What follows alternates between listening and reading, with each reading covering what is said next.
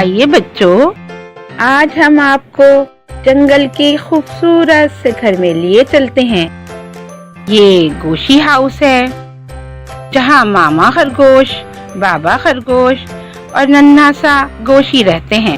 آئیے دیکھتے ہیں یہاں کیا ہو رہا ہے۔ گوشی تو اپنی نئی شرٹ اور نئی ٹوپی پہن کر آئینے میں دیکھ رہا ہے۔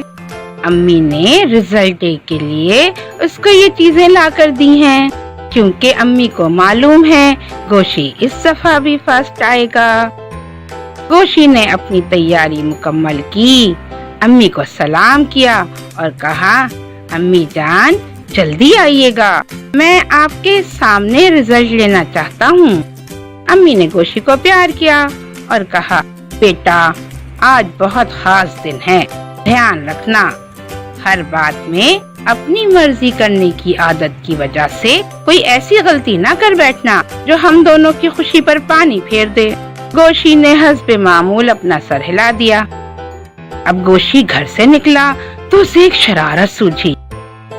اس نے اپنے سر سے ٹوپی اتاری اور ہوا میں اچھالنے لگا۔ ایسا کرنے میں اسے بڑا مزہ آ رہا تھا۔ وہ بار بار اپنی ٹوپی اچھالنے لگا۔ اچانک اسے وہاں ایک تتلی نظر آئی۔ گوشی نے اپنی ٹوپی زور سے تتلی کے اوپر پھینکی۔ ٹوپی نے معصوم تتلی کے نازک پروں کو زخمی کر دیا۔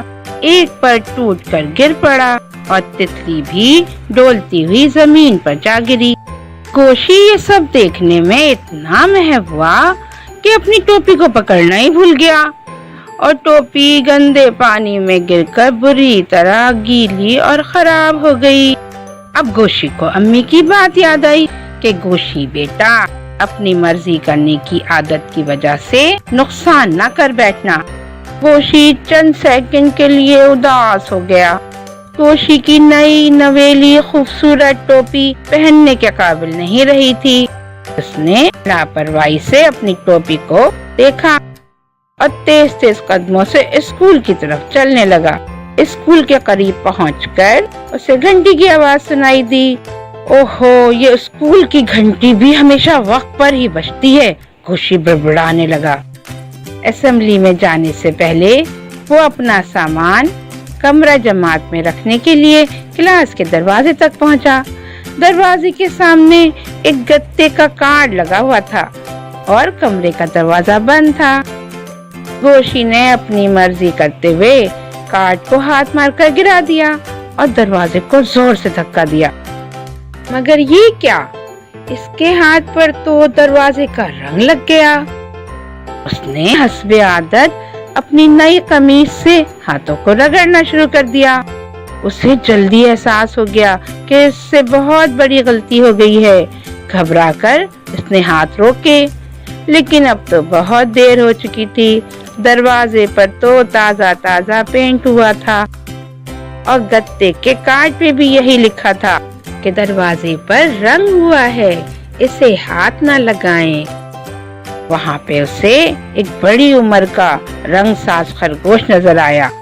گوشی نے غصے اور بدتمیزی سے کہا، تمہاری وجہ سے میری شرٹ گندی ہو گئی اور ہاتھوں پر بھی پینٹ لگ گیا ہے۔ رنگ ساز خرگوش بولا، آپ تمیز سے بات کریں، کیا آپ کو کسی نے نہیں سکھایا کہ بڑوں سے کس طرح بات کرتے ہیں؟ آپ تو پڑھے لکھے ہیں، لیکن آپ کو یہ کارڈ نظر نہیں آیا جس پر لکھا ہے دروازے پر رنگ ہوا ہے، اسے ہاتھ نہ لگائیں۔ گوشی نے اپنی مرضی کر کے اپنا دوسرا بڑا نقصان کر لیا تھا۔ وہ خاموش ہو گیا۔ اسکول کی اسمبلی ختم ہو چکی تھی۔ اب رزلٹ کا اعلان ہو رہا تھا۔